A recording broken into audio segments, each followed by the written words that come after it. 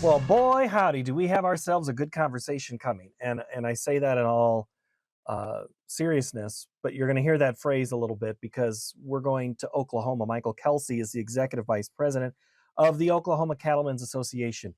In case you've been living under a dry rock, there's two big things happening to the cattle industry right now. It is very dry and big key cattle producing areas, Oklahoma, hello, and Texas and Kansas and other places. We're going to talk about the struggles that the producers in that state are facing. We're going to learn more about Michael. We're also going to have a little bit of discussion of some of the politics involved in the industry. We've discussed that before about action that's heading on in Congress, how some parties within the party, senators, are struggling to find common ground. So, what does that mean for the producer? But let's go a little bit, find out what's going on with the Oklahoma Cattlemen's Association.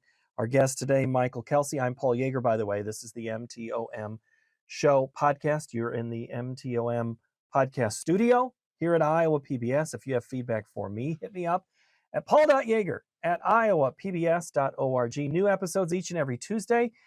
If you like us, rate us. If you have comments, leave them. I'd like to hear from you, either where you listen or watch, or you can email. But now, let's have that conversation with Michael. When you Google Michael Kelsey, I see rock star. Do you get that often? Do people stop and ask you, are you that rock star guy? I really don't. Although, I've Googled myself. Everybody does that. Everybody does it. It's And okay. I think he's from Indiana, and Yeah. I've never met him, and I'd love to meet him sometime. I have no idea. Yeah, but no, I'm not the rock star. Not even Okay. close. So yeah, Well, I think when we get done with this, people might say, well, he's a cow rock star. I don't know about that. We'll see. I don't know. There you go. There you So go. we're sitting what, in Oklahoma City? I'm in our office in Oklahoma City. We're down in the stockyards. Is where our office is. We've been here since probably the early '60s, in which is great because there'll be a cattle truck parked in front of our office almost weekly, certainly on Mondays and Tuesdays, and we don't mind one bit because hey, that's our customers, that's our livelihood, that's our members, and so yeah, we're right down here in Oklahoma City. It is dry right now, and I know that's what we're going to talk about. We are. First, I want to talk about you a little bit. From the farm? Did you grow up on a ranch? I did. I grew up in Southwest, kind of South Central Oklahoma. We had primarily we registered operation, but we had some commercial cattle as well. Probably honestly, the most money we ever made as a kid was when we stockered some cows. Dad took advantage of a market that just let him go buy just kind of some old cows. We dewormed them. The first thing we did when we got home, turned them out with a bull. We had some forage. Made more money on those cattle than about anything else. But that's how I grew up. Grew up feeding cattle, doing chores in the morning, doing chores in the evening, etc. Just loved it. Loved the beef industry. Loved the people in the beef industry, and I'm blessed to be able to call OCA my home. Were you in one of those positions where, yeah, I'd like to go back, but it's hard to do? Yeah, it is. I was, and the operation where mom and dad wasn't big enough to keep several people, and the '80s were tough on us, as they were with a lot of people. No hard feelings, no resentments, or nothing of that nature in terms of our family, because mom and dad were able to raise my sister and I in a rural environment and instill a lot of those good qualities there, and we weren't able to hold on to the operation after the mid '90s, but that's okay. I mean, those types of things happen. Unfortunately, you try to move through them, but just very grateful for the upbringing that I had. Well, and that allows you in your job to be able to relate to people when you say, I know what you're going through, and it's not a hollow thing that you're saying. I hope so. I genuinely try to remember. Obviously, a lot of things change. Agriculture updates with innovations and technology, like every other industry does. But you still have to go feed those cattle when it's cold outside, and you still have to haul water to them when Oh, there's no water. So, stop with this yeah. cold business of Oklahoma. It what gets below 40 or something? I mean, come Well, on. I know, but I tell you what, the past two Februarys here in the state of Oklahoma, we've had a couple of stretches that were gruesome Yeah. and actually talking to some folks they've changed their operation because of it. In fact, one of our past presidents used to camp quite a few heifers in early February. He's not doing that anymore. And he said, I just can't do that. Probably won't ever have another February like that in his lifetime, but it changes you. And so you're right. It's all contextual. It's all context. Boy, howdy, it can get cold. Well, I will say that our friends from North Dakota and northern Minnesota that watch and listen to us, they do give me grief about, Paul, look at the temperature today. You're complaining about single digits. We haven't seen that in a month. So yes, There I you get it. go. It It's is all all relative. it That's is right. all relative. Okie State, Oklahoma State, is that where you Go went? What were you? Pokes. You Go go, Pokes. of Oklahoma course. State. You bet. Yeah. You You bet. can't That's shake right. that. I get it. I know. There you go. That's right. Even got my orange on. There I we see that. go. Why there? Uh, actually started at NEO on a livestock judging scholarship, junior college, and then went to OSU. But I had planned to go to OSU my entire life because I wanted to be a veterinarian. And my granddad was a veterinarian in Southwest Oklahoma in Elgin, and that's what I wanted to do. So Oklahoma State animal science was that was kind of bred into me. Dr. Tadashek, who was the department chair for years. If anybody's acquainted with OSU, you know Dr. Todd, and so he recruited and recruited and recruited, and so I was just going to OSU, and that's where I went, and loved it. Had a great tenure there, learned a lot of things, met a tremendous amount of people. And that's really probably honestly the people is what valued me more, or was more valuable to me than anything in that sense. But yeah, go Pokes, absolutely.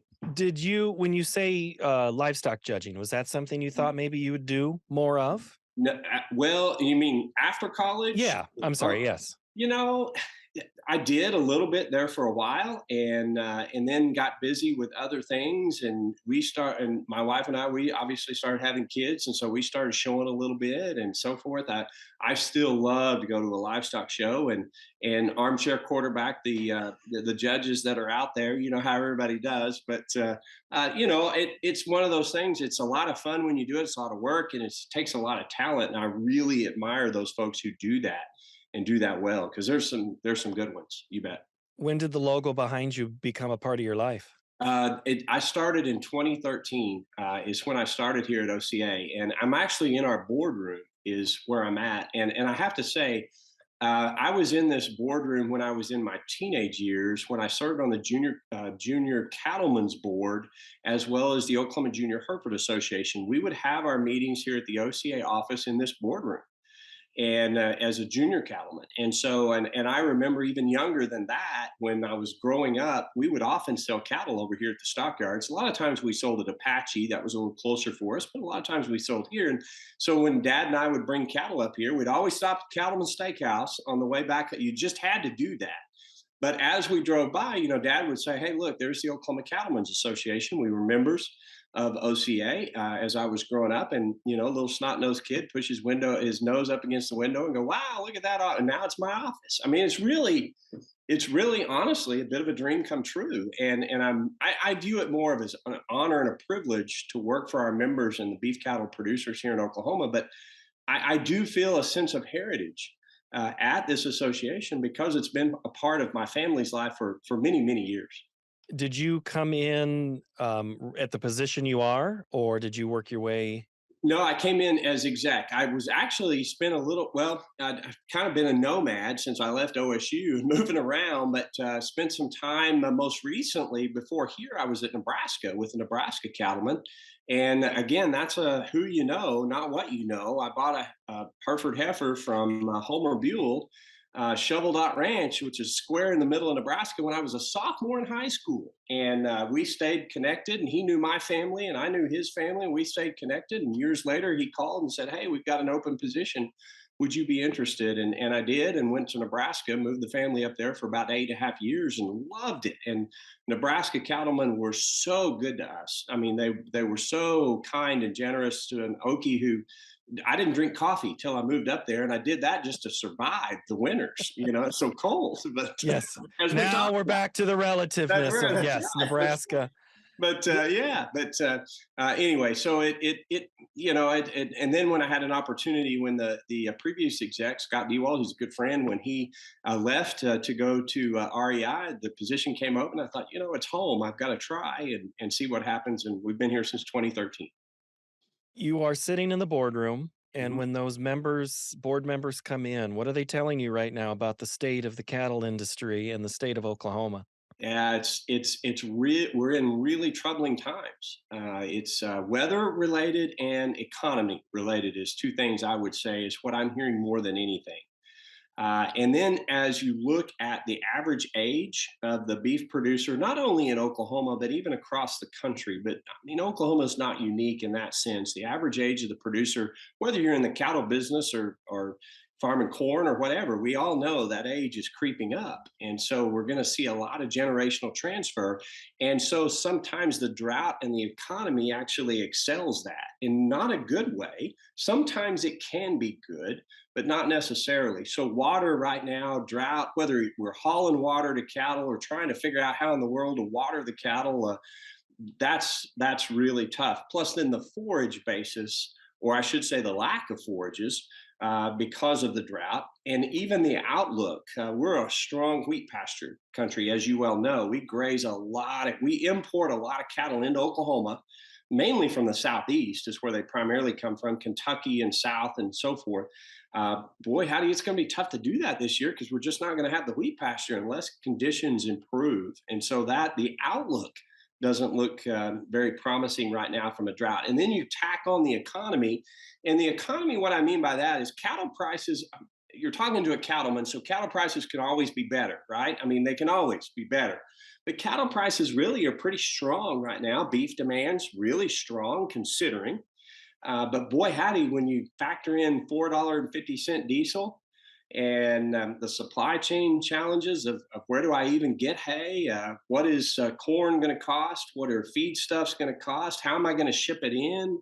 All of those input costs are just really challenging, folks. And so we're hearing a lot of concern. We're also hearing a lot of selling. A lot, I would say right now, talking to Dr. Daryl Peel last week about this very question, how many cows have we sold in the state of Oklahoma? What's our cow herd, in other words? And we're probably he said, I'm going to kind of guess this, but it's 8 to 12%. I wouldn't disagree with him at all. And I think we're going to see another sale of cows because a lot of our members are telling us they don't have enough hay to get the cows that they still have through the winter. And so we may have to sell some more cows. So is it theoretically possible that we'll sell 20% of our cows in the state of Oklahoma? And I think the answer is yes. I hope not. Well, what time frame are you talking here when you say I, 8 to 12? 8 to 12 would be, oh, that's a good question. So it would be relative to this time last year. Okay, so we're So yeah, talking annual. so year over year, annual. Yeah, yeah. So this time last year, we could sure, and we weren't bumper crop of cows, but we were a healthy cow. We were a very healthy cow herd this time last year. Now, I Um, now I know you said things are connected, and we know that they are. But if you had to say one is leading the other in why someone's making a sale, is there a Drought. leader? Drought. Drought, definitely drought right now. It's just we just don't have the forages either on the ground or stored hay, etc., or the prospect of forages. We actually have a lot, and you would know this, but we have a lot of folks who graze cows on wheat pasture. Mhm. So in addition to stockers, and so without that prospect of that green feed stuff in December, January, February, March, and then those guys who decide to graze it on out, boy, howdy, it's just going to get really tough. So drought by far and away is the main concern. As we record this right now, Michael, the state of Oklahoma, 99.97% of the state is in some form of drought. 3 months ago, that was 41%. But we know if we Yeah, go back to a year, we were back up to about 70%. right. Has it been a long pattern of drought that's led up to some issues? I mean, because you look at winter wheat a year ago at this time, Mm, there's always optimism in agriculture. If right. it'll rain if we plant it, it'll work itself out. But right now, it's not working itself out. No, it's not. And that's an interesting question. And I would say that's probably more of an individual type of an answer. In other words, there are some folks who compounding droughts has just really hit them pretty hard. There are others that maybe it hasn't as much as, and then there are other boy. For instance, like this time, this drought, especially on the eastern side of the state, has struck people so hard that they weren't necessarily in some of those deep shade colors that we see on the drought monitor as last year. that boy howdy, they're having to make some decisions now. So that's why I say I think it's really more individual as to what an individual is having to do on their operation. But holistically, we're seeing some drastic action, some drastic changes that would, as a pattern wise, would indicate we're selling cows. The number of calves we're going to have is not going to be as high. The available forage we're going to have is not going to be there. So, just some really difficult decisions right now.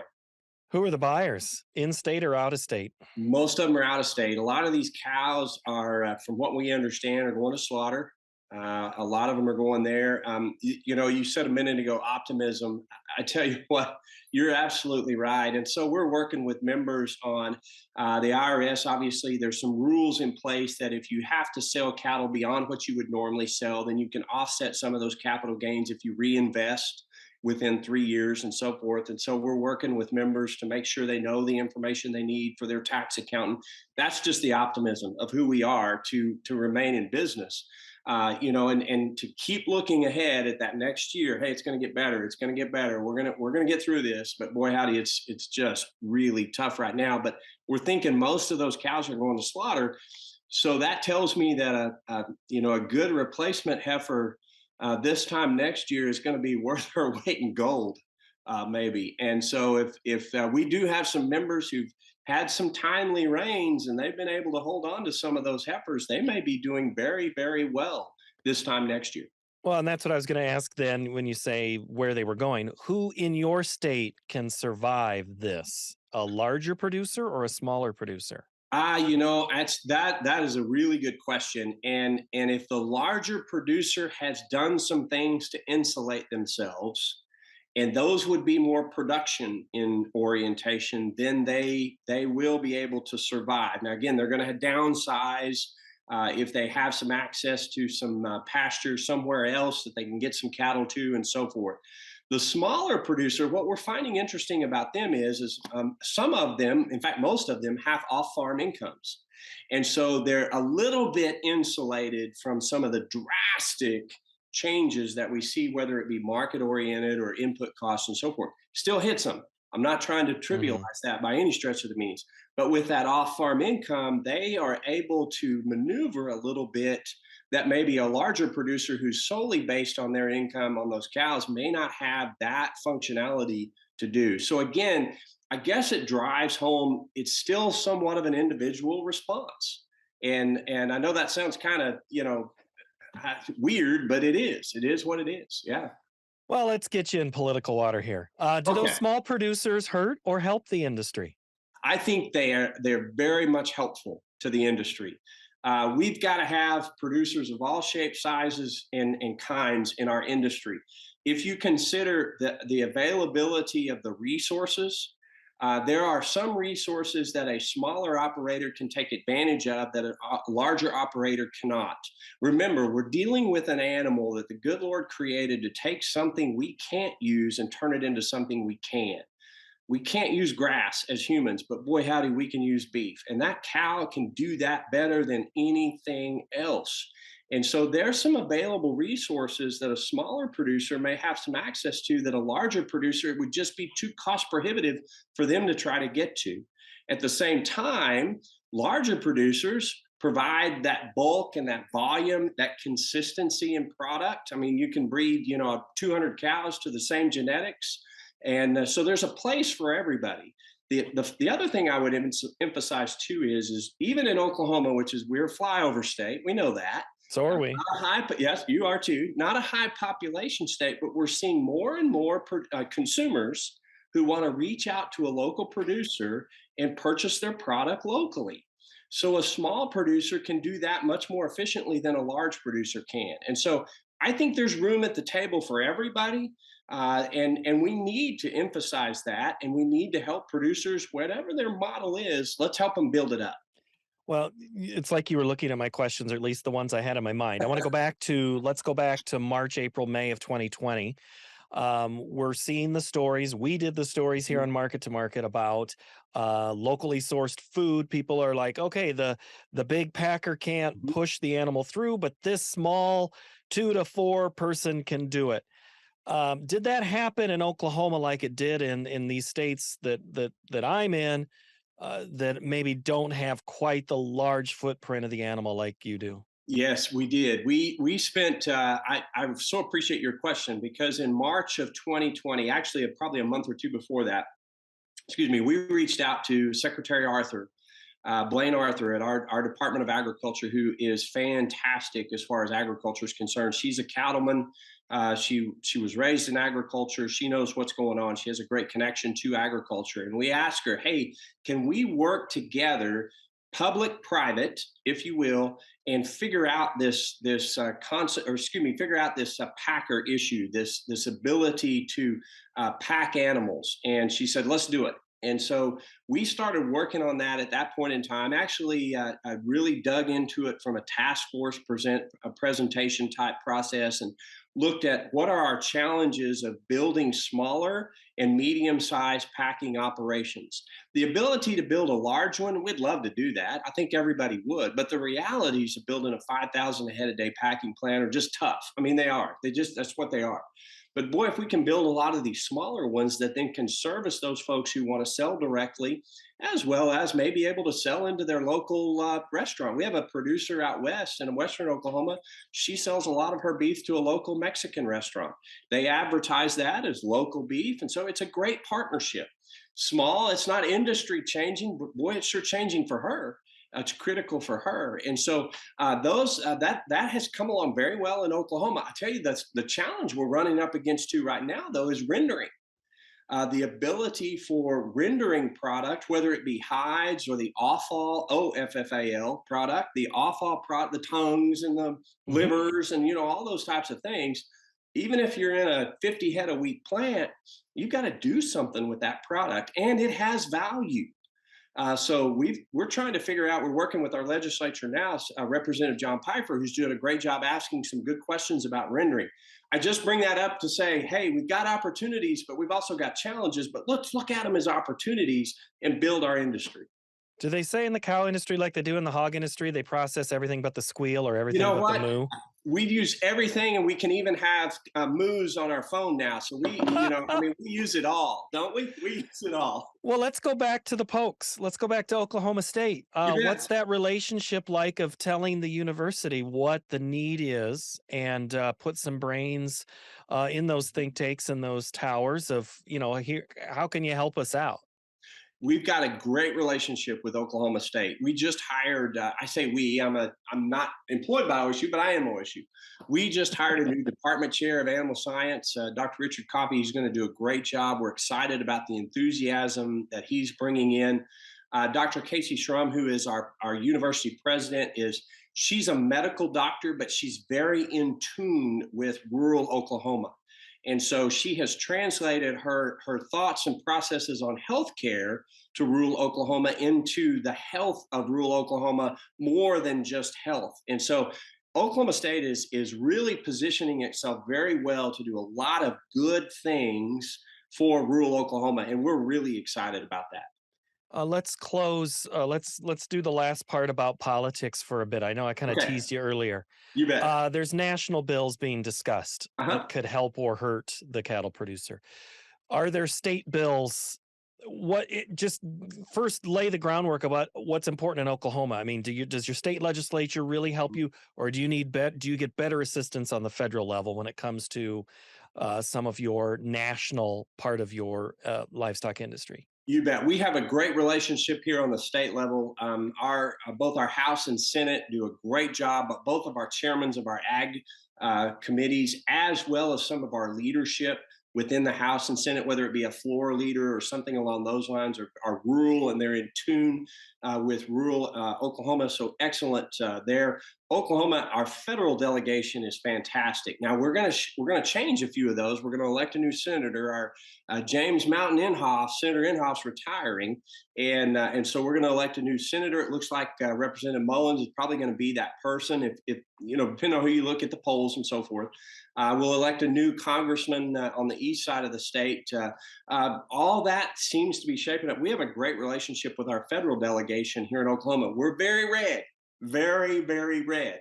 So very Republican, very conservative, fiscally conservative, as well as how do we make this work out in the real world is what I call conservative versus a one size fits all. And that's important when you think about environmental issues, climate change, some of those types of buzzwords that come up, especially in Washington, way more than they come up in Oklahoma City, but are very important for us to be at the table to engage in.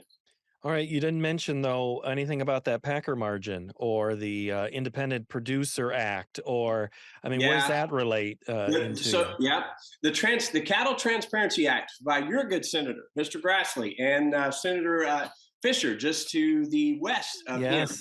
Yeah, we struggle with that one specifically because of that mandated selling piece, that cash market or negotiate. I shouldn't say cash, that's not fair.